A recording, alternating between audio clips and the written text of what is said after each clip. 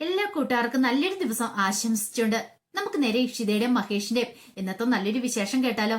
ആദ്യമായി കാണുന്നവരാണെങ്കിൽ ചാനൽ ഇഷ്ടപ്പെട്ട ഒന്ന് സബ്സ്ക്രൈബ് ചെയ്യാൻ മറക്കരുതേ. അതോടൊപ്പം തന്നെ വീഡിയോ ഇഷ്ടപ്പെടുവാണെങ്കിൽ ലൈക്ക് ചെയ്യാനും മറക്കരുത് കേട്ടോ. കാരണം നമ്മുടെ മുന്നോട്ടുള്ള യാത്രയിൽ നിങ്ങളുടെ ഓരോ ലൈക്കും അത്രയേറെ പ്രധാനപ്പെട്ട കേട്ടോ. അപ്പം വീഡിയോ ഇഷ്ടപ്പെടുവാണെങ്കിൽ ലൈക്ക് ചെയ്യാമെന്ന വിശ്വാസത്തോടു കൂടി നമുക്ക് നേരെ നമ്മുടെ വിശേഷത്തിലേക്ക് അങ്ങോട്ട് പോയാലോ.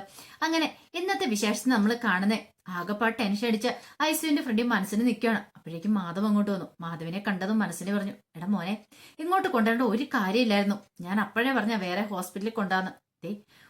ഒരു കാര്യം എനിക്ക് ഉറപ്പാ, അവളുണ്ടല്ലോ, അവൾ ഈ കുഞ്ഞിനെ ഇല്ലാതാക്കാൻ ശ്രമിക്കുമെന്ന് പറയണം. അതിന് അമ്മ എന്തിനാ ടെൻഷൻ അടിക്കുന്നേ? ഒരു കാരണവശാൽ അങ്ങനെ സംഭവിക്കാൻ പോകുന്നില്ലെന്ന് പറയാ.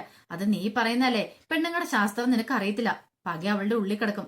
അന്ന് ആ കല്യാണ മണ്ഡപത്തിൽ വെച്ച് അവളെ ഉപേക്ഷിച്ചിട്ട് നീ പോയതല്ലേ, അതിന്റെ പ്രതികാരം അവള് ചെയ്യാതിരിക്കുമെന്ന് ചോദിക്കാം. ഇല്ലമ്മേ, അങ്ങനെ ഒന്നും സംഭവിക്കില്ല എന്ന് പറയണം. ഇതൊരു ഹോസ്പിറ്റലാണ്. പോരാത്തന ദേ ഇഷിത ഇവിടുത്തെ ആരാ, മെയിൻ ഗൈനക്കോളജി ഇഷിതയല്ലല്ലോ. അതുകൊണ്ട് ആ കാര്യത്തിൽ പേടി വേണ്ടെന്ന് പറയണം. മോനെ, അതൊന്നും പറഞ്ഞിട്ട് കാര്യമില്ല. അവൾ ഇവിടുത്തെ CMI ആണ്. ആ ഒരു ചിന്ത വേണം. അവള് പറയുന്നത് ഇവിടെ നടക്കുള്ളെന്ന് പറയാം. ഇല്ലമ്മേ, അങ്ങനെയൊന്നും നടക്കത്തൊന്നുമില്ല. അമ്മ ധൈര്യമായിട്ട് ഇരിക്കാനൊക്കെ പറഞ്ഞ് ആശ്വസിപ്പിക്കണം. അപ്പോഴേക്കും അക്ഷിതയും കൂടെ അങ്ങോട്ട് വന്നു. ഇഷിതയെ കണ്ടതും മനസ്സിനെ അങ്ങോട്ട് പാഞ്ഞു ചെല്ലുവാണ്. നീയോ?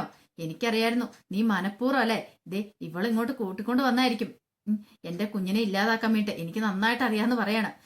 എന്റെ കുഞ്ഞിനെ എന്തെങ്കിലും സംഭവിച്ചു ഞാൻ വെറുതെ വിടത്തില്ല. നീ ഉറപ്പായിട്ടും അതിനെ ഇല്ലാതാക്കാൻ ശ്രമിക്കുന്നൊക്കെ എനിക്കറിയാന്ന് പറയാണ്. ഇത് കേട്ട് കഴിഞ്ഞപ്പോഴത്തേനും ഇഷിത മനസ്സിനെ വിളിച്ചു, നിങ്ങൾ ആരാന്ന് ചോദിക്കുകയാണ്. ഞാൻ ആരാണോ? ഞാൻ ആരാ നിനക്ക് മനസ്സിലായില്ലല്ലേന്ന് ചോദിക്കണം. നിങ്ങൾ ആരാന്ന് മനസ്സിലായിട്ട് അല്ല ഞാൻ എങ്ങനെ അറിയാനെന്ന് ചോദിക്കണം. ഇത് കേട്ട് കഴിഞ്ഞപ്പോ മാധവ് പറഞ്ഞു, ഞാൻ മാധവ്, എന്റെ ഭാര്യനെ ഇവിടെ അഡ്മിറ്റ് ചെയ്തേക്കെന്ന് പറയണം. ഇത് കേട്ടം മനസ്സിന് പറഞ്ഞു, ഓഹോ, നീ വലിയ ആളല്ലെന്ന് ചോദിക്കണം. അതെ, നീ വാടി എടി പൊടി എന്നുള്ള വിളിയൊന്നും ഇവിടെ വേണ്ട. ഞാൻ ഡോക്ടറാണ്. എന്നെ ഡോക്ടർ എന്ന് വിളിക്കാളൂ. പറഞ്ഞ കേട്ടല്ലോ, എന്നോട് എന്തെങ്കിലും പറയാനുണ്ടെങ്കിൽ ഡോക്ടർ എന്ന് വിളിച്ച് സംസാരിച്ചാൽ മതി എന്ന് പറയാം. ഇത് കേട്ടത് മനസ്സിനിക്ക് വല്ലാത്തൊരു അടിയായിപ്പോയി. മനസ്സിനെ അത്രയ്ക്കും പ്രതീക്ഷിച്ചില്ല. പിന്നീട് പറഞ്ഞു, അതെ, ഞാൻ അകത്തേക്ക് കയറി പോണ്ടെന്ന് പറയാൻ നിങ്ങൾക്ക് ആരാ അവകാശം തന്നെ? അതെ, ഇത് കാഷ്വാലിറ്റിയാണ്. പക്ഷെ നിങ്ങൾക്ക് അകത്തേക്ക് വേണ്ടിട്ട് പെർമിഷൻ വേണമായിരിക്കും. പക്ഷെ ഞാൻ ഡോക്ടറാ, എനിക്ക് അകത്തേക്ക് കയറി പോകാനായിട്ട് നിങ്ങളുടെ പെർമിഷന്റെ ആവശ്യമില്ല എന്നും പറഞ്ഞുകൊണ്ട് ഇഷിതയെ അങ്ങോട്ട് അവരെ തള്ളി മാറ്റി അകത്തേക്ക് അങ്ങോട്ട് കയറിപ്പോവാണ്. മുഖത്ത് അടിയേറ്റവരെ പോയി മനസ്സിന് ഇത്രയും പ്രതീക്ഷിച്ചില്ല. പെട്ടെന്ന് ആഷിതയോട് പറഞ്ഞു, നീയായിരിക്കും ഇപ്പൊ അവളെ അങ്ങോട്ട് കൂട്ടിക്കൊണ്ട് വന്നില്ലേ, എന്തിനാ ഇപ്പൊ അവളെ അകത്തേക്ക് കയറിപ്പോയത്? എന്റെ കുഞ്ഞിനെ ഇല്ലാതാക്കാൻ വേണ്ടിയിട്ടായിരിക്കും അവള്. മാധവ് പറഞ്ഞു, അമ്മയൊന്നും മിണ്ടായിരിക്കുന്നുണ്ടോ എന്ന് ചോദിക്കാം. പിന്നീട് ഇഷിത നേരെ അകത്തേക്ക് കയറി ചെല്ലുകയാണ്. അകത്തേക്ക് കയറി ചെല്ലുമ്പോൾ സേതുലക്ഷ്മി ഡോക്ടർ പരിശോധിച്ചുകൊണ്ടിരിക്കുന്നുണ്ടായിരുന്നു. അങ്ങനെ പരിശോധിച്ചുകൊണ്ടിരിക്കുമ്പോഴത്തേനും വല്ലാത്തൊരു കരച്ചിലായിരുന്നു. അവിടെ കിടന്ന് കരഞ്ഞുകൊണ്ടിരിക്കുന്ന ദയ പെട്ടെന്ന് ഇഷിത ചെന്നിട്ട് ചോദിച്ചു, എങ്ങനെയാണ് ഡോക്ടറെ എന്ന് ചോദിക്കണം. ഇച്ചിരി കോംപ്ലിക്കേറ്റഡ് ആണ്, പ്രശ്നങ്ങളും കാര്യങ്ങളൊക്കെ ഉണ്ടെന്ന് പറയണം. അല്ല, എന്താ ഡോക്ടറെ സിറ്റുവേഷൻ? അത് കുഞ്ഞിന്റെ പൾസ് കിട്ടുന്നില്ല എന്ന് പറയണം. ക്രിട്ടിക്കൽ സ്റ്റേജാന്ന് പറയണം. ഇപ്പൊ ഇത് കൂടുതൽ ഇതിനെക്കുറിച്ച് അറിയണമെങ്കിൽ എത്രയും പെട്ടെന്ന് ഒരു സ്കാനിങ് ഒക്കെ നടത്തിയാൽ മാത്രം അറിയാൻ പറ്റുള്ളൂ എന്ന് പറയണം. അതുകൊണ്ട് എത്രയും പെട്ടെന്ന് സ്കാനിങ് ഒക്കെ നടത്തണമെന്ന് പറയാം. ഡോക്ടർ ഒന്നുകൊണ്ട് വൈകിക്കണ്ട, എന്താന്ന് വെച്ചാൽ പെട്ടെന്ന് ചെയ്തോളാൻ പറയാ. ഇതെന്റെ ചേച്ചിയുടെ ചേച്ചിയുടെ ഭർത്താവിന്റെ അനിയന്റെ ഭാര്യ എന്നൊക്കെ പറയണം. ഓ ശരി, അങ്ങനെ. പിന്നെ പെട്ടെന്ന് തന്നെ കാര്യങ്ങളൊക്കെ നീക്കുവാണ്. അതിനുശേഷം പിന്നെ ഡോക്ടറുടെ മുറിയിലേക്ക് ഇഷിത കയറി ചെല്ലുവാണ്, സേതുലക്ഷ്മി ഡോക്ടറെ. അങ്ങനെ ഇഷിത ഇരുന്ന് കഴിഞ്ഞപ്പോഴത്തേനും ഡോക്ടറോട് ചോദിച്ചു, എങ്ങനെയാണ് ഡോക്ടർ സ്കാൻ ചെയ്തിട്ട്? സ്കാനിങ് റിപ്പോർട്ട് ഇതായിട്ടും വന്നിട്ടില്ല, പക്ഷെ എനിക്ക് നല്ല സംശയം ഉണ്ടെന്ന് പറയണേ. എന്താ കാര്യം? അല്ല, കുഞ്ഞ് മരിച്ചിട്ടുണ്ടോന്ന്, കാരണം പൾസ് റേറ്റ് ഒന്നും കിട്ടുന്നില്ല എന്ന് പറയണം. അങ്ങനെ ഇത്ര അവിടെ സംസാരിച്ചുകൊണ്ടിരിക്കുന്ന സമയത്ത് തന്നെ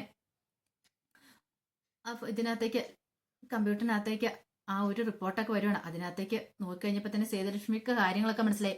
കുഞ്ഞ് മരിച്ചിട്ടുണ്ടായിരുന്നു, വയറ്റിൽ കിടക്കുന്ന കുഞ്ഞ് മരിച്ചു കിടക്കുവാണ്. ഇത് കണ്ടു കഴിഞ്ഞപ്പോഴത്തേനും തന്നെ ഡോക്ടർ പറഞ്ഞ് കൺഫേം ആയി, കുഞ്ഞ് വയറ്റിൽ മരിച്ചു കിടക്കുവാന്ന് പറയാണ്.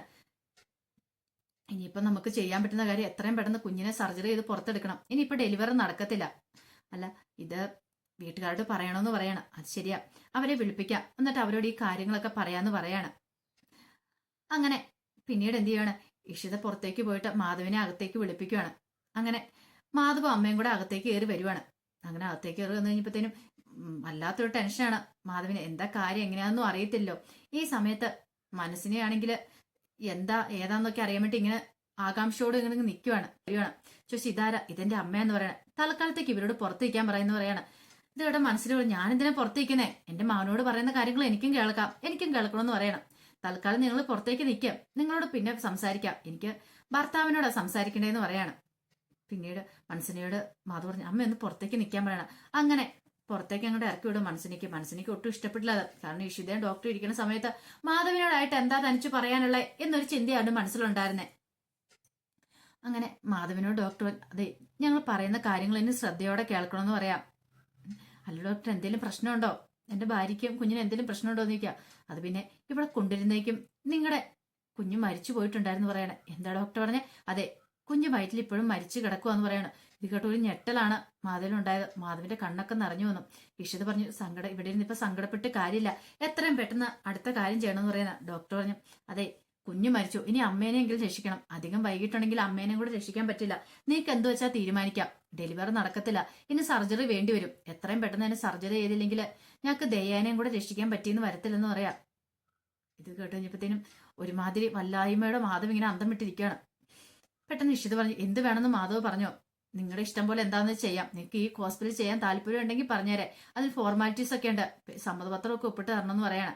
അല്ലെങ്കിൽ നിങ്ങൾക്ക് വേറെ എങ്ങോട്ടെങ്കിലും കൊണ്ടുപോകണമെങ്കിൽ അതും ആകാന്ന് പറയണം. വേണ്ട, ഇവിടെ തന്നെ മതി, ഞാൻ സമ്മതപത്രമൊക്കെ ഞാൻ ഒപ്പിട്ട് തന്നോളാന്ന് പറയണം. ഇതും പറഞ്ഞിട്ട് മാധവ് പുറത്തേക്ക് അങ്ങോട്ട് ഇറങ്ങുവാണ്. മാധവന്റെ ഉള്ളിലാണ് വല്ലാത്തൊരു തീയായിരുന്നു.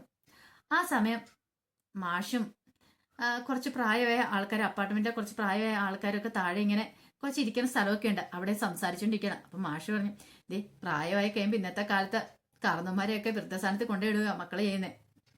ഇവിടെ പിന്നെ നമുക്ക് എന്തായാലും നമ്മുടെ മക്കൾ നമ്മൾ നോക്കുന്നുണ്ട്, ജോലിയൊക്കെ നമ്മൾക്ക് ഇങ്ങനെ വന്ന് ഇരിക്കാനായിട്ട് പറ്റുന്നു. നാട്ടിൻപുറത്തൊക്കെ ആണെങ്കിലോ പണ്ടൊക്കെ എന്ന് പറഞ്ഞാൽ പ്രായമായി കഴിഞ്ഞിട്ടുണ്ടെങ്കിൽ എല്ലാവരും കൂടി ഇങ്ങനെ ഒരു മരത്തിന് ചുറ്റും കൂടി ഇരിക്കും, അല്ലെങ്കിൽ ഒരു ചായക്കടയിൽ അങ്ങനെ തിണ്ണയിലൊക്കെ ഇരുന്ന് എല്ലാവരും സംസാരിക്കുമായിരുന്നു. പക്ഷെ ഇന്നത്തെ കാലത്ത് അങ്ങനെയൊന്നുമില്ല. അല്ലെങ്കിൽ ഇതൊന്ന് ഓർത്ത് നോക്കിയേ, പ്രായമായ ഒരാൾ വന്നിട്ടുണ്ടെങ്കിൽ കുട്ടികളാണ് തന്നെ എഴുന്നേറ്റ് ഇരിക്കും. പക്ഷെ ഇന്നത്തെ കാലത്ത് അങ്ങനെയല്ല. നമ്മൾ പ്രായമായ ആൾക്കാർ ബസ്സിൽ കയറിയാൽ പോലും ആരും എഴുന്നേറ്റ് തരാൻ പോലും മടിക്കുന്നു പറയണം. ഇത് കേട്ട് കഴിഞ്ഞപ്പോഴത്തേനും വേറെ ആൾ പറഞ്ഞു, അത് ശരിയാ, ഇന്നത്തെ കാലത്തിന്റെ മാറ്റമേ, ഇന്നത്തെ കാലത്തിന്റെ ഗതി അങ്ങനെയാന്ന് പറയാണ്. കുട്ടികൾക്കൊക്കെ ഇന്നത്തെ കാലത്ത് വലിയ ആൾക്കാരുടെ ബഹുമാന കാര്യങ്ങളൊക്കെ കുറഞ്ഞു വരുന്ന ഒരു കാലമാണെന്ന് പറയണം. അപ്പോഴേക്കും അങ്ങോട്ട് രാമനാഥനും കൂടെ വരുവാണ്. ആഹാ, രാമനാഥനും കൂടെ വന്നല്ലോ എന്ന് പറയണം. ബാ ഇരിക്കാൻ പറയണം. രാമനാഥൻ പറഞ്ഞു, ഞാനിങ്ങനെ അങ്ങോട്ട് അധികം വന്ന് സംസാരിക്കാറൊന്നുമില്ല, ഇവിടെ ഒന്നും ഇരിക്കാറില്ലെന്ന് പറയണം. ഇത് കേട്ടൊന്നും മാഷ് പറഞ്ഞു, ഞങ്ങൾ എല്ലാവരും കൂടെ ഇവിടെ ഒത്തുകൂടും. പ്രായമായി കഴിയുമ്പോൾ ഇങ്ങനെ അല്ലറ ചില്ലറ വർത്താനം ഒക്കെ പറഞ്ഞ് എല്ലാവരും കൂടെ ഒന്ന് സൊറ പറഞ്ഞിരിക്കുന്ന ഒരു നല്ല കാര്യമല്ലേ എന്ന് ചോദിക്കുകയാണ്. അങ്ങനെ സംസാരിച്ചുകൊണ്ടിരിക്കുന്ന സമയത്ത് പറഞ്ഞു, നമുക്ക് ഈ സീനിയർ സിറ്റിസന്റെ ഒരു സംഘടന അല്ലെങ്കിൽ രൂപീകരിച്ചാലോ എന്ന് ചോദിക്കുക ഈ അപ്പാർട്ട്മെന്റിൽ. ഇത് കേട്ട് കഴിഞ്ഞപ്പോ രാമനാഥൻ പറഞ്ഞു, അത് ശരിയാ. അപ്പം പ്രഭുദേവ മാഷ് പറഞ്ഞു, അത് ശരി, അങ്ങനെയാണ് രൂപീകരിക്കുകയാണെങ്കിൽ നല്ലതെന്ന് പറയണം. അങ്ങനെയാണെങ്കിൽ മാഷ് തന്നെ അതിന്റെ നേതൃത്വം അങ്ങ് ഏറ്റെടുത്തു, മാഷ് എന്നെ പ്രസിഡന്റ് ആയിക്കോളാൻ പറയണം. ഇത് കേട്ടത് മാഷ് പറഞ്ഞു, വേണ്ട, എനിക്ക് അതിനോടൊന്നും എന്തായാലും താല്പര്യമില്ല, കാരണം അതൊന്നും ശരിയാകത്തില്ലെന്ന് പറയാണ്. രാമപത്രം പറഞ്ഞു, അതെന്താ മാഷ് ആയിട്ടുണ്ടെങ്കിൽ? അതെ, ഈ തവണ നമുക്ക് എന്താണല്ലോ ഇവിടുത്തെ വാർഷികം നല്ല ഗംഭീരമാക്കണം, എല്ലാരും കൂടെ കൂടിച്ചേർന്ന് കഴിഞ്ഞ തവണത്തെ പോലെ ആയിരിക്കില്ലെന്ന് പറയണം. ഇത് കേട്ടത് മാഷ് പറഞ്ഞു, അത് ശരിയാ, നമുക്ക് എല്ലാവർക്കും കൂടെ ആഘോഷിക്കാന്നൊക്കെ പറയണം. അപ്പോഴാണ് മാഷിന്റെ ഫോണിലേക്ക് കോള് വരുന്നത്. ആഷിതയാണ് വിളിച്ചത്. ആഷിത വിളിച്ചിട്ട് പറഞ്ഞു, അച്ഛാ ഒരു പ്രശ്നമുണ്ടെന്ന് പറയാം. എന്താ മോളെ, എന്താ കാര്യം, എന്താ നിനക്ക് സുഖമാണെന്ന് ചോദിക്കുക. അതല്ല അച്ഛാ, ഞാനിപ്പം വിളിച്ച് ഹോസ്പിറ്റലിൽ നിന്നാന്ന് പറയണ. ഹോസ്പിറ്റലിൽ നിന്ന് എന്ത് പറ്റി? അതെ, ദയ്യനെ ഹോസ്പിറ്റലിൽ അഡ്മിറ്റ് ചെയ്തിരിക്കുക. ഓ, അവൾക്ക് എന്താ ഡെലിവറി ഡേറ്റ് ആയോന്ന് ചോദിക്കുക. അതല്ല അച്ഛാ, പെട്ടെന്നൊരു പെയിൻ ഉണ്ടായി, ഇവിടെ സിറ്റി ഹോസ്പിറ്റലാ, ഇഷ്യൂ ജോലി ചെയ്യുന്ന ഹോസ്പിറ്റല്. ഓ അങ്ങനെയാണല്ലേ, അച്ഛൻ ഇവിടേക്കൊന്ന് വരണമെന്ന് പറയാം. ശരിയെന്ന് പറഞ്ഞ് കോള് കട്ട് ചെയ്യുകയാണ്. ഈ സമയം ആകെപ്പാടെ തകർന്ന മനസ്സോട് കൂടിയിട്ട് മാധവ് ഡോക്ടറെ മുറിയിൽ നിന്ന് പുറത്തേക്ക് ഇറങ്ങി വരിക. അപ്പോഴേക്കും അങ്ങോട്ട് മനസ്സിനെ ഓടിച്ചെന്നിട്ട്, എന്താണ് മോനെ നിന്നെ മാറ്റിയെടുത്തി അവരെന്താ പറഞ്ഞേ? എനിക്കറിയാം, ദേ നിന്നെ കയ്യിലെടുക്കാൻ ശ്രമിച്ചായിരിക്കും. ദേ അവളുണ്ടെങ്കിലുണ്ടല്ലോ ഒരു കാരണവശാലും നിന്റെ കുഞ്ഞിനെ ജീവനോടെ കിട്ടത്തില്ല, അവള് നിന്റെ കുഞ്ഞിനെ കൊന്നു കളയുള്ളെന്ന് പറയാണ്. അത് ഉറപ്പിച്ച കാര്യം. അതെ, ഒരു സർജറി വേണമെന്ന് പറഞ്ഞെന്ന് പറയാൻ. സർജറിയാ? എന്ത് സർജറി? അതിന്റെ ഒന്നും ആവശ്യമില്ല. എടാ നിന്റെ കുഞ്ഞിനെ കൊന്നുകളയാനുള്ള ഉള്ളതാ, നീ സമ്മതിച്ചേക്കല്ലെന്നൊക്കെ പറയണം. എന്നിട്ട് ആഷി പറഞ്ഞു, അമ്മ എന്തൊക്കെയാ പറയണെന്ന് നിൽക്കും. പിന്നെ പറയാതെ, ഇതേ ആ ഇഷിതയുള്ള ഹോസ്പിറ്റലിലേക്ക് കൊണ്ടുവരേണ്ട ഒരു കാര്യമില്ലായിരുന്നു. എപ്പോഴും എനിക്ക് സംശയം തോന്നിയതാ, അവള് മിക്കവാറും കുഞ്ഞിനെ കൊല്ലാണ്ട് ശ്രമിക്കും എന്നൊക്കെ പറയണം. അപ്പോഴേക്കും അങ്ങോട്ട് ഇഷിത വന്നു. ഇഷിത എന്നിട്ട് മാധവനോട് പറഞ്ഞു, അതെ നിനക്ക് നിങ്ങളുടെ ഭാര്യനെ വേണമെന്നുണ്ടോ? ഇപ്പോഴാണെങ്കിൽ ഭാര്യനെങ്കിലും കിട്ടും, അറിയാലോ.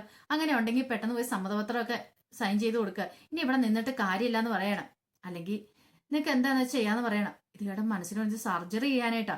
ദേ എടാ മോനെ വേണ്ട, അതിന്റെ ആവശ്യമൊന്നും ഇല്ലെന്ന് പറയണം. ആണോ, അന്ന ഒരു കാര്യം ചെയ്യാം, നിങ്ങളെ വേറെ എങ്ങോട്ടാന്ന് വെച്ചാൽ കൊണ്ടുപോക്കോ, ഞങ്ങൾക്ക് ഒരു കുഴപ്പമില്ല. പക്ഷെ പോകുന്നതിന് മുമ്പ് നിങ്ങൾ സ്വന്തം ഇഷ്ടപ്പെടാൻ പോകുന്നു പറഞ്ഞുകൊണ്ട് ഇവിടെ എഴുതിയൊന്ന് ഒപ്പിട്ട് വന്നിട്ട് നിങ്ങൾ എങ്ങോട്ട് വല്ല നിങ്ങളുടെ മകളെ കൊണ്ട് പോയിക്കോ, ഞങ്ങൾക്ക് പ്രശ്നമൊന്നും ഇല്ലാന്ന് പറയണം. ഇതോടെ കേട്ട് കഴിഞ്ഞപ്പോൾ മാധവന് നല്ല ദേഷ്യം വന്നു. മാധവ് അമ്മയോട്, അമ്മേ മിണ്ടായിരിക്കുക, ഇതെന്റെ ഭാര്യയുടെ കാര്യമെന്ന് പറയണം. ഇഷിത പറഞ്ഞു, അതെ നിങ്ങളുടെ ഭാര്യയുടെ ആ കാര്യമാണെങ്കിൽ നിങ്ങൾ ആ തീരുമാനം എടുക്കണ്ടേ. നിങ്ങളുടെ ഭർത്താവല്ലേ, ഭാര്യയോട് കുറച്ച് കടമകളും കാര്യങ്ങളും ഇല്ലേ, നിങ്ങൾ വേണം തീരുമാനം എടുക്കാനെന്ന് പറയണം. എന്നിട്ട് ഇഷിത അങ്ങോട്ട് പോയി കഴിഞ്ഞപ്പോഴത്തേനും മാധു പറഞ്ഞു, ഞാൻ പോയി സൈൻ ചെയ്ത് കൊടുക്കട്ടെ എന്ന് പറയണം. മനസ്സിന് മുഖത്ത് അടിയേറ്റോലേപ്പി. കാരണം തന്റെ മകൻ തന്റെ മുഖത്ത് നോക്കി ആദ്യമായിട്ട് എങ്ങനെയൊക്കെ പറയണേ, പിന്നെന്താ ഇങ്ങനെയൊക്കെ പറഞ്ഞെന്നൊരു ചിന്ത മനസ്സിലയുടെ ഉള്ളിലുണ്ടായിരുന്നു.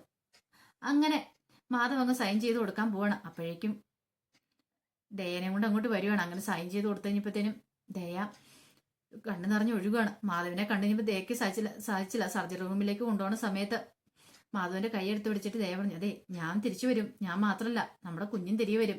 അതിനെ മാധവൻ ഇങ്ങനെ കരയേണ്ട കാര്യമൊന്നും ഇല്ലാന്ന് പറഞ്ഞ് മാധവനെ ആശ്വസിപ്പിക്കുക. മാധവന് എന്ത് ചെയ്യണമെന്ന് അറിയത്തില്ല. കുഞ്ഞ് മരിച്ചുപോയ ആരും ഇവൾക്ക് അറിയത്തില്ലല്ലോ. പിന്നീട് ആഷിതനെ അകത്തേക്ക് വിളിപ്പിക്കുകയാണ്. ഇഷിത ക്യാബിനിലേക്ക് വിളിച്ചിപ്പിച്ച് കഴിഞ്ഞിട്ട് ആഷിത ഭയങ്കര സന്തോഷത്തിലായി. ഇനിയിപ്പോ കുഴപ്പമൊന്നുമില്ല, സർജറി ചെയ്തിട്ടുണ്ടെങ്കിൽ പിന്നെ പ്രശ്നങ്ങളൊന്നും ഉണ്ടാകത്തില്ലോ എന്ന് പറയണം. ഇത് കേട്ട് കഴിഞ്ഞപ്പോഴത്തേക്കും ഇഷിത പറഞ്ഞു, ഉരുൾപൊട്ടലിന് മുമ്പത്തെ ഒരു ശാന്തത എന്ന് പറയണം. അതെന്താ ഇഷു നീ അങ്ങനെ പറഞ്ഞ്?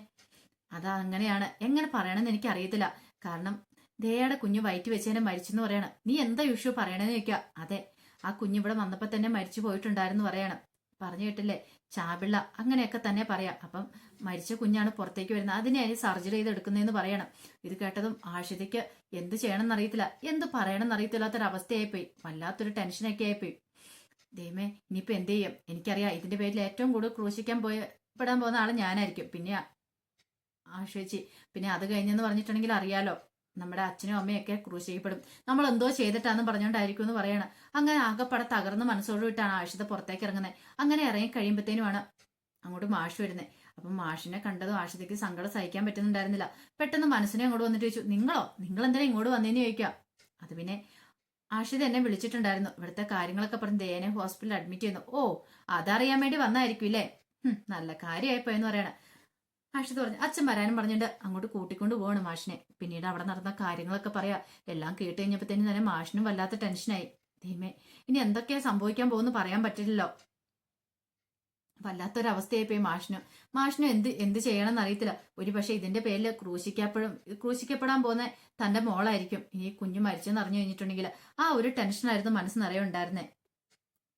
പിന്നീട് കുറെ സമയം ഇങ്ങനെ ഐസുവിന്റെ ഫ്രണ്ടില് ഇങ്ങനെ നിൽക്കുവാണ് മനസ്സിനെയും അതുമൊക്കെ. പക്ഷെ ഇതുവരെയായിട്ട് എന്താ ഇതിനെ കഴിഞ്ഞില്ലേ, സർജറിയാന്ന് പറഞ്ഞിട്ട് സർജറി കഴിഞ്ഞില്ല എന്നൊക്കെ പെട്ട് അസ്വസ്ഥപ്പെട്ട് ഇങ്ങനെ നിൽക്കുവാണ് മനസ്സിന്.